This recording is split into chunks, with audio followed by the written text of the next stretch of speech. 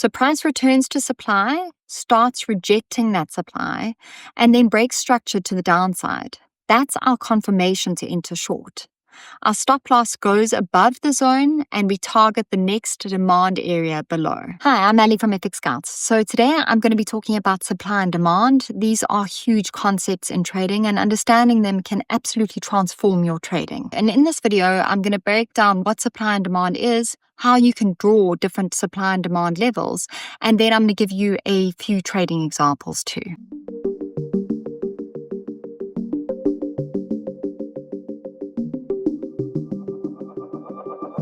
Remember that forex trading is risky and that most traders lose money. This video is for educational purposes only and should not be taken as trading advice. Most traders fail because they trade on the wrong side of smart money. They fail to see where the big buying and selling pressure is. So for example, a retail trader sees the market moving up in jumps and long.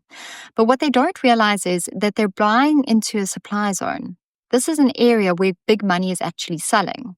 That's why so many retail traders enter at the worst possible time, providing liquidity for the institutions who want to offload their positions. And as you see here, the market reverses and they're left wondering what went wrong. Supply zones form when the market aggressively drops from a level, signaling strong selling pressure. And demand zones are the opposite. They form when the market makes a sharp move up, and this indicates strong buying interest. And the key is to spot the areas where the market paused before a big move. This is where the institutions are placing their orders. So let's look at an example. So I want to show you how to identify these zones.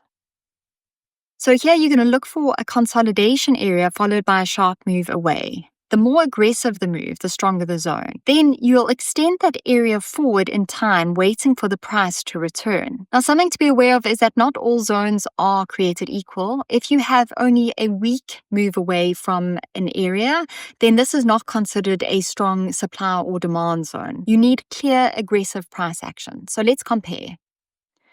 So in this example, the left chart shows a weak move away, making it quite unreliable, while the right chart shows a strong breakout, confirming demand. One thing you have to be aware of is that once a price returns to a zone, you also need to wait for confirmation. So this could be a trend line break, a reversal pattern, or a shift in order flow. Here's an example. So price returns to supply, starts rejecting that supply, and then breaks structure to the downside. That's our confirmation to enter short. Our stop loss goes above the zone and we target the next demand area below. Of course, a false breakout will trap traders, but when we see a clear rejection with volume backing it, that's our cue. And volume is also very important when you're making these decisions as to whether it's a supply or demand zone being retested and then breaking out. Okay, so I want to break down some more trades for you just so that you can get more of a feel for these demand and supply zones. So this is a short trade at a supply zone that was confirmed with rejection candles.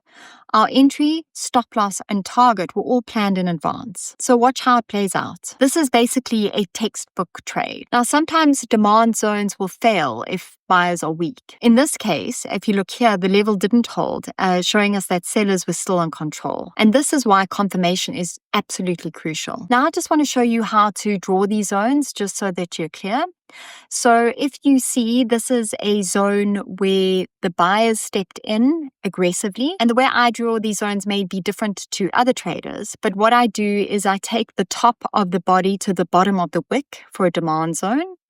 And then I pull that across. And for a supply zone, I'll take the bottom of the body to the top of the wick, and I pull that across for my supply zone. But what you also want to do is test these out yourself, see how they work for you and where these zones seem to make more sense in terms of your trading strategy. So as a summary, you want to wait for smart money to move. You want to wait for confirmation. You then want to draw your supply and demand zones. You also need to remember that not all zones are created equal. You want to focus on strong moves. Then you need to journal your trades to refine your strategy. Thank you so much for watching. If you found this video helpful, please don't hesitate to like and subscribe to our channel and drop us a comment in the comment section below.